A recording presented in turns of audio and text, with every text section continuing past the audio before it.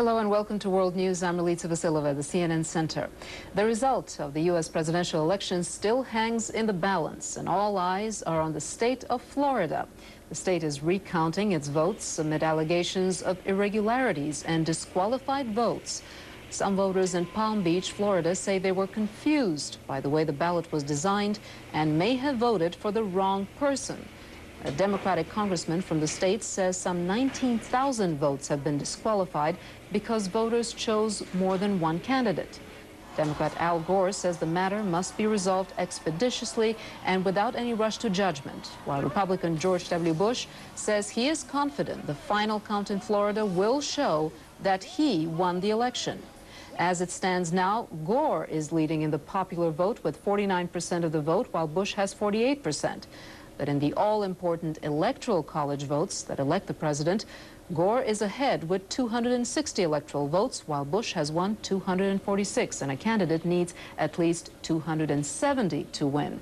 Florida's 25 electoral votes are crucial. International reaction to the unresolved U.S. presidential election ranges from concern to amusement. CNN's Jim Bitterman has more on Europe's reaction. The satirical political puppet show on French television found plenty to joke about in the American elections, not the least of which was the coverage from their Washington correspondent who could not quite report who had won.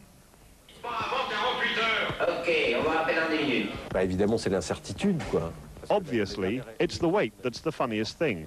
We made fun of the elections in the Ivory Coast because they couldn't call their election in 24 hours. And here we have the country of the internet, which doesn't know how to count votes. Others were taking the situation more seriously, studiously trying to explain the complications of the American electoral system. Now, what's really peculiar is that if you win a majority of votes in a state, you don't just get a majority of delegates, you get all of the delegates. Informed Europeans know, of course, that if the American system is confusing, especially the Electoral College, it's in part because they had something to do with it. Of course, that comes directly from 18th century Europe and from Montesquieu. There was a fear of direct, so to speak, mob democracy. And the political families, such as the Gores and the Bushes, seem a little out of date, too. You're a republic, and yet we're talking dynasties, nepotism, big families being elected. Think of the Kennedys. There are many examples. Or John Quincy Adams, the son of John Adams. So it seems strange. Still, world leaders, some of whom mistakenly rushed off congratulatory messages to George Bush, were making the best of their hastiness and the electoral confusion on the other side of the Atlantic. This is an excellent example of democracy in action, and that is what we would expect of one of the world's greatest democracies. But those Europeans who went to their American flag-bedecked newsstands expecting that democracy to produce a winner for their favorite Wednesday editions were sorely disappointed and perhaps a little suspicious. I don't think that they are like illegal things, but it's strange. I just wanted to go home and watch on TV what happens on CNN. The day after here, there was just as much indecision in Europe as in the United States. Al Gore. Al Gore.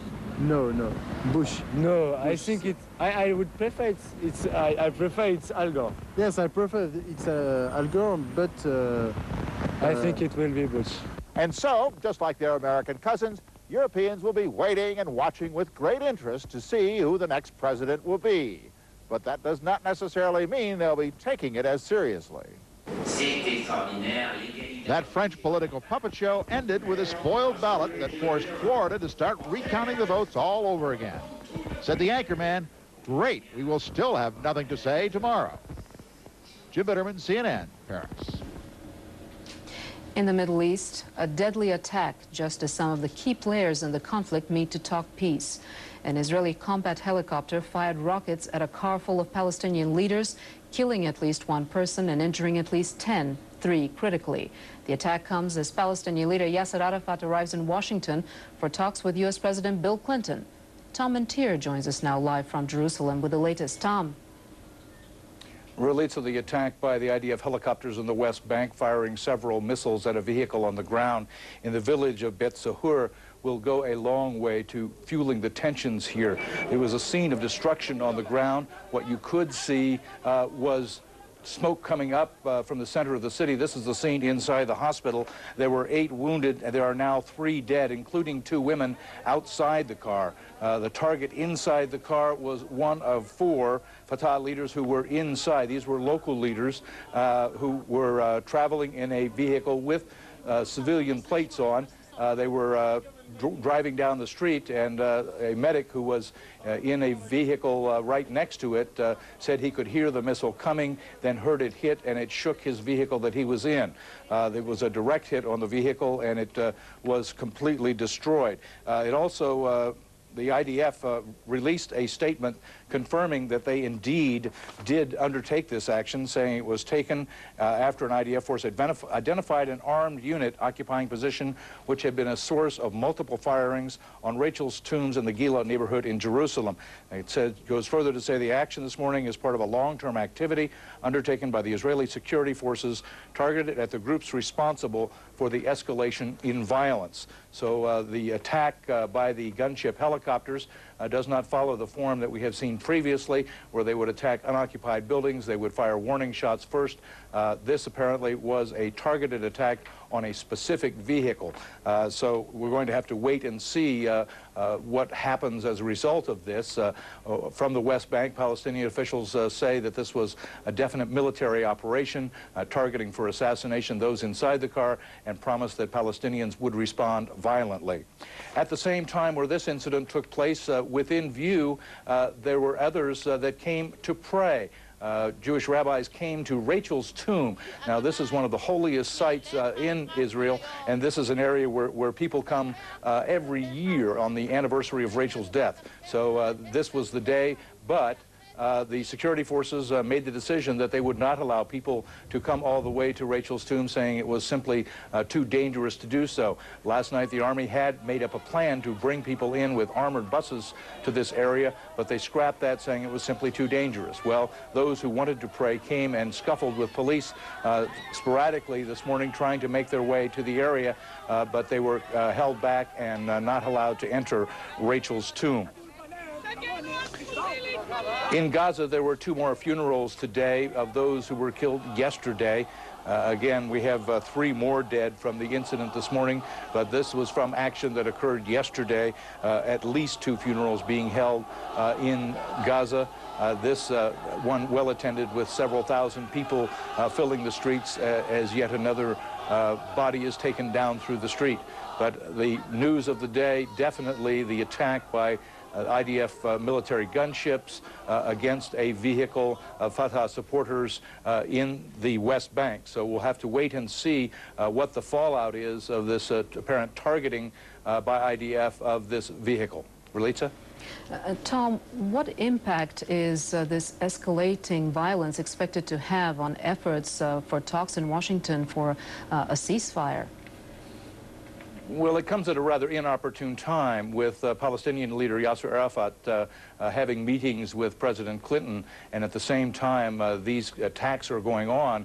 It may give credence to his call for international observers to come in and provide a buffer and separation.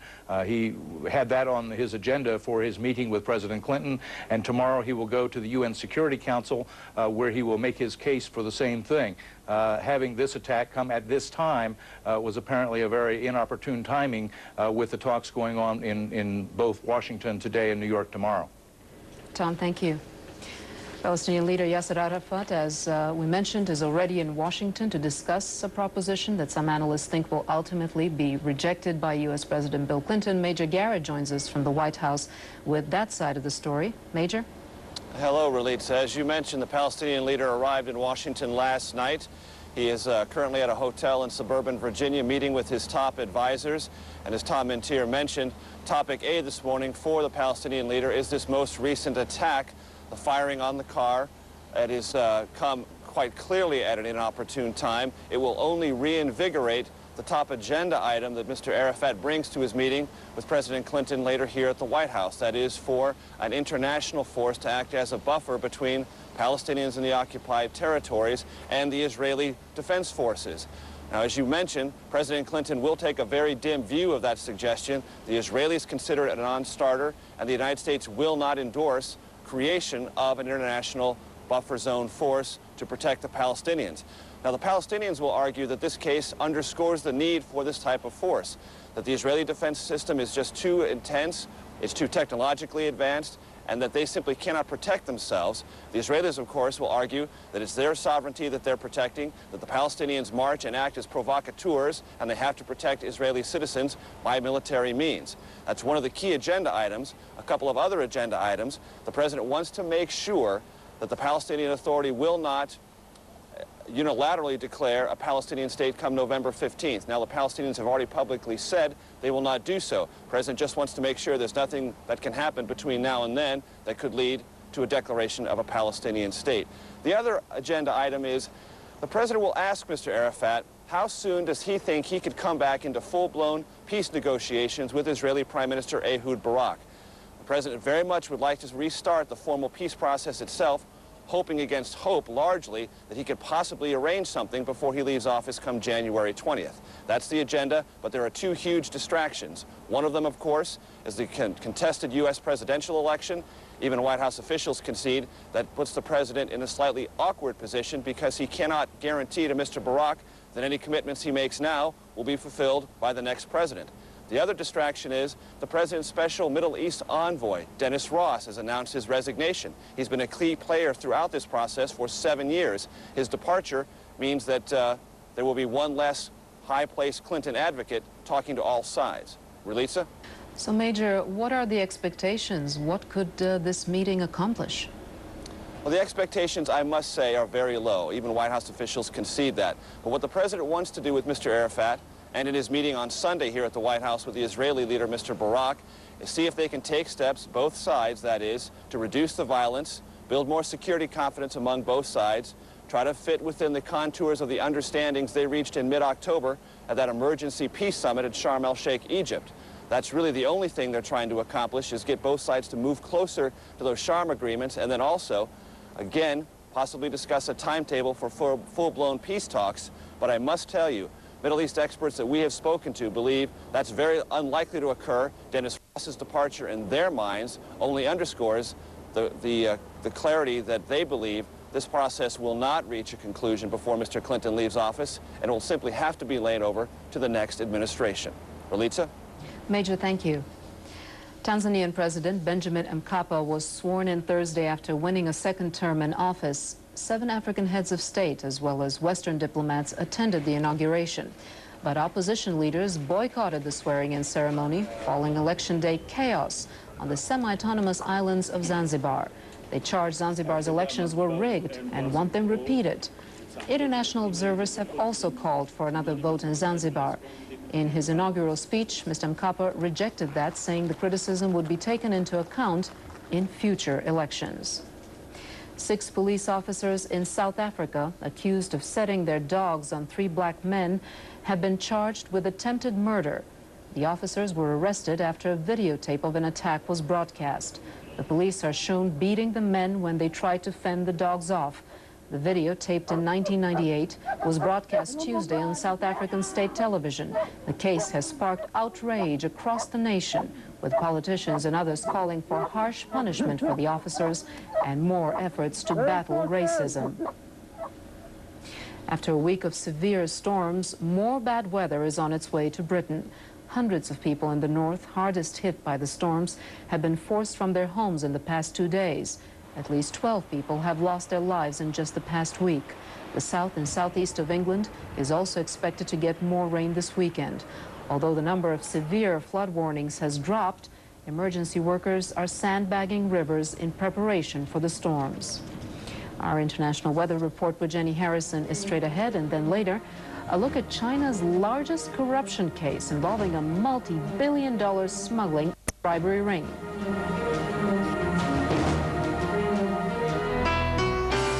2 more days. I wonder if the sun was shining the day I was born.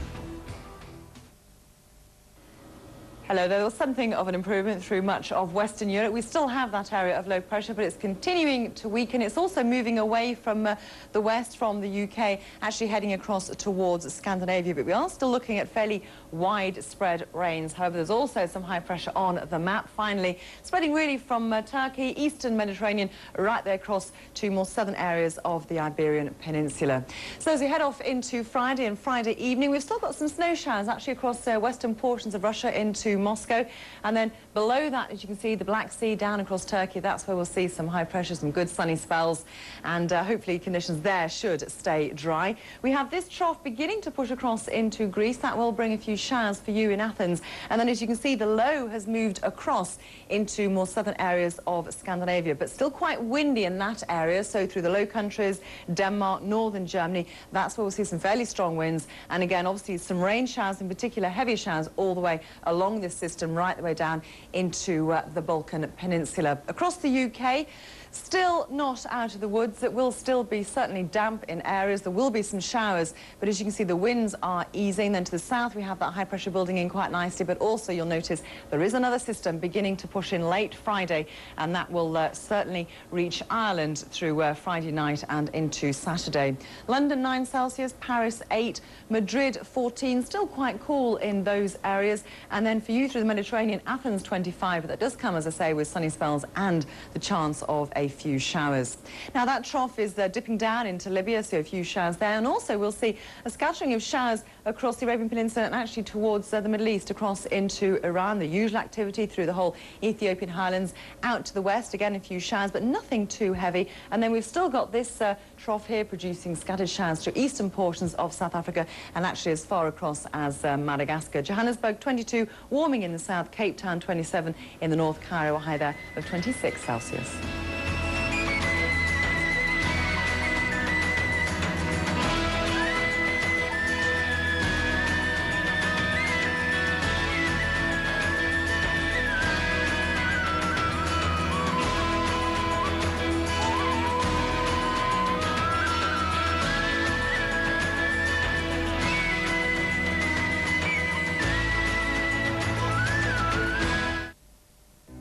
Corruption, it's an unfair advantage, blocking investment, obstructing development and hurting the poor.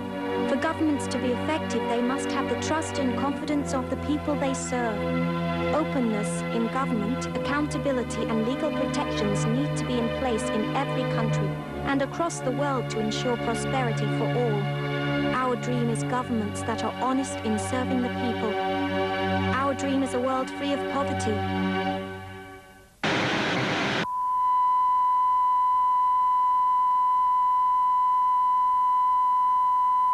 How would your business survive a breakdown like this? To prevent this from happening to you, be sure you choose a reliable logistics partner. ABX Logistics. Top worldwide logistics player. Turnover 2.8 billion euro. A team of 16,000 people. 450 offices in 33 countries. One-stop shopping. Tailor-made solutions.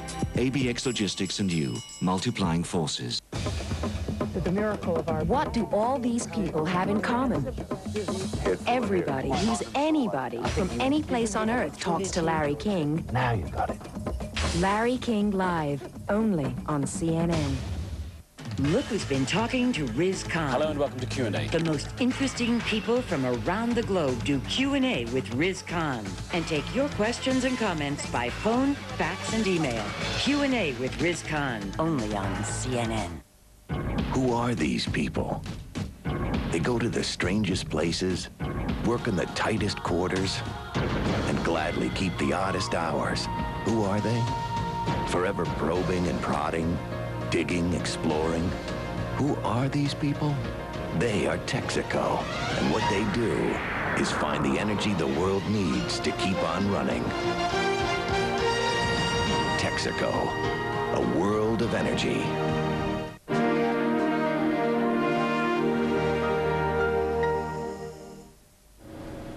Deep-sea divers have recovered another note from the sunken Russian submarine, the Kursk.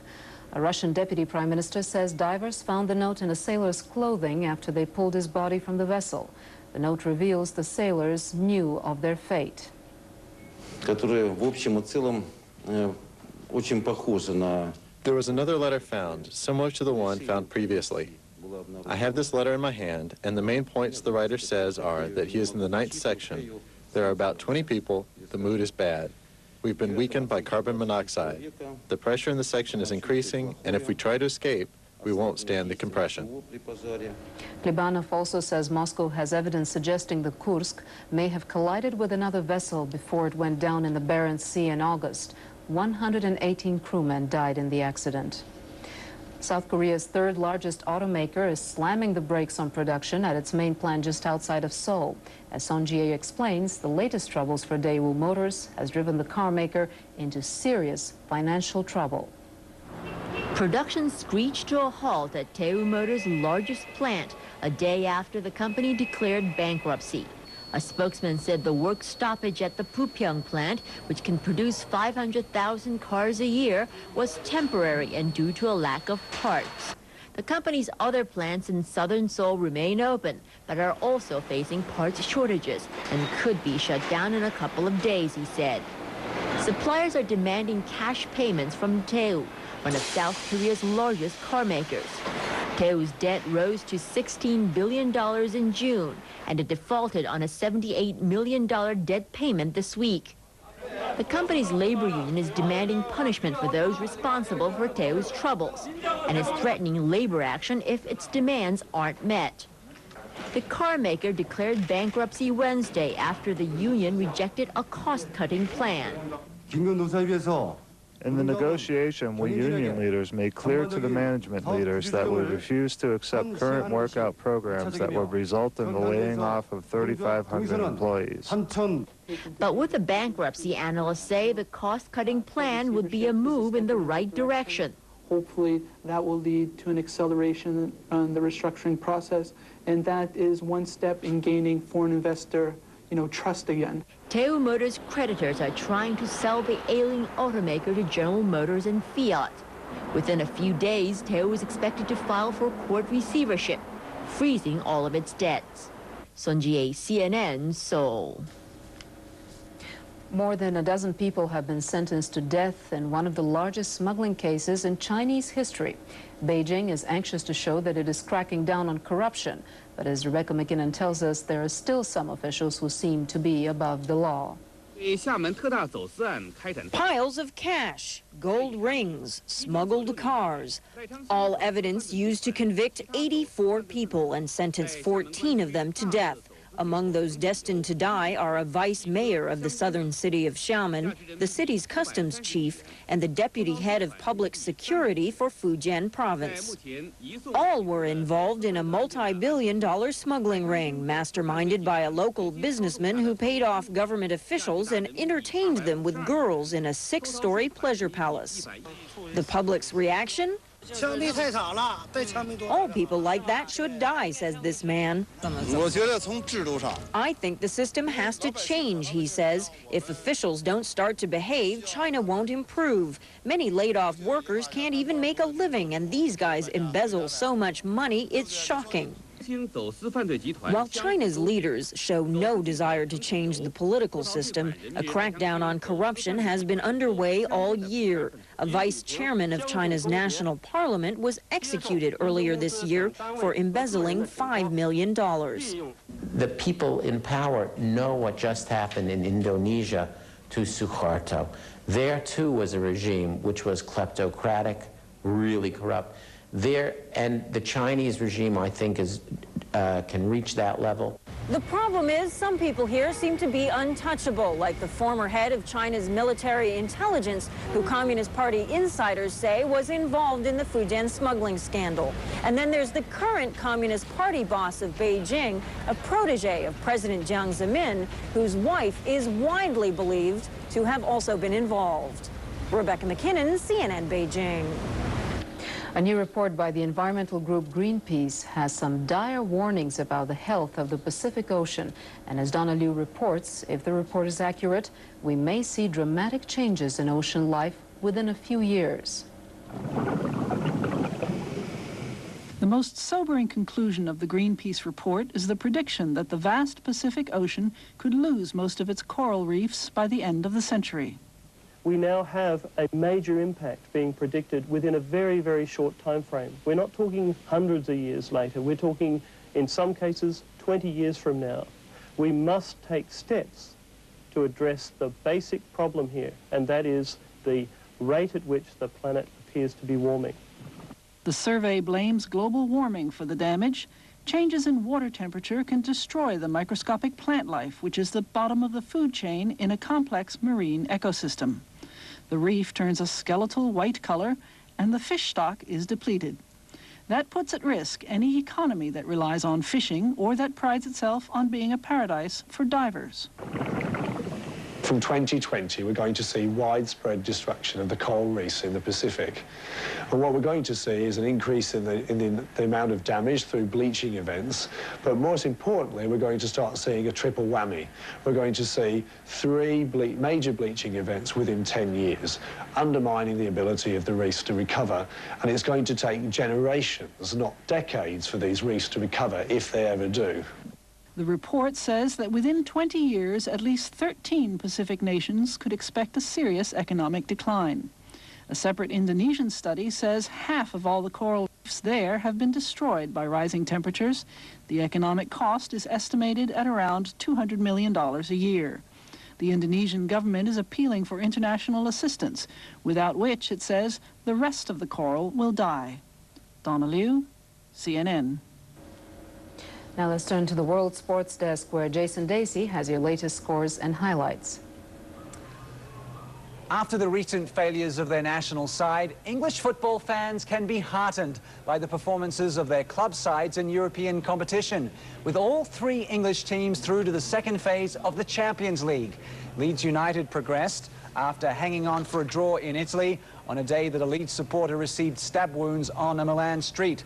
Barcelona missed out from Group H despite a big win against Besiktas. In Group G, Anderlecht advanced, as did Manchester United, joining another English club, Arsenal, in the second group phase after a Teddy Sheringham goal against Dynamo Kiev. We got the goal in front, and you like to go on from there, but we knew that we was in the commanding position, but you never know in this game. It takes a split second to change that, and they had one chance to do that late on in the game, and if they'd have taken that, it would have given us no chance to recover. But thankfully for us, he didn't take it. Group F had already been decided before Wednesday's matches, in which Bayern Munich and Paris Saint-Germain both secured away draws, while in Group E, Juventus finished bottom of the standings after losing at Greek side Panathinaikos, which means the Italians miss out on the UEFA Cup as well, while Spain's Deportivo, who'd already qualified, drew at Hamburg. Quarter-final, second leg of the Mercosur Cup in Buenos Aires. The free kick from River Plate's Aymar making it 2-2 on the night against Flamengo and 4-3 on aggregate. Flamengo hit back with a free kick of their own later in the second half from Petkovic to edge ahead on the away goal rule. But 2 goals in the last 2 minutes. The first from Cardetti takes River through to a semi-final against Vasco da Gama. Russian basketball player Ruslan Avleyev has began his 2-year ban from international basketball after attacking a Yugoslav referee while playing for Unix Kazan against Turkey's Besiktas in Moscow. Avleyev was furious about a call against him in the Supporter Cup. He was also fined about $8,000 and could face further punishment from the Russian Federation. That's all from the Sports Desk for now. I'm Jason Dacey. That's a look at world news for now. Stay tuned to CNN for the latest coverage of the still undecided U.S. presidential election. I'm Milica Vasilova. Thank you for joining us.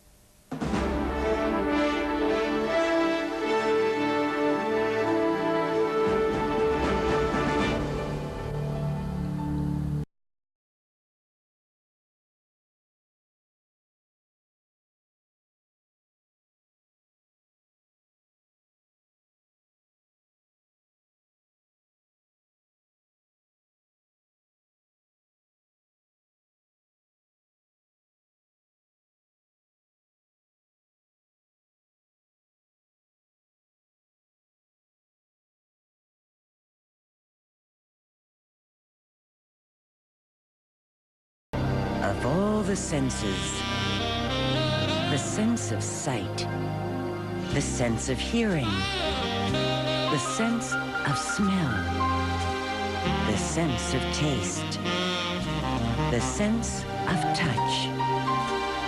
Of all the senses, the most important may be the sense of style with Elsa Clench, only on CNN.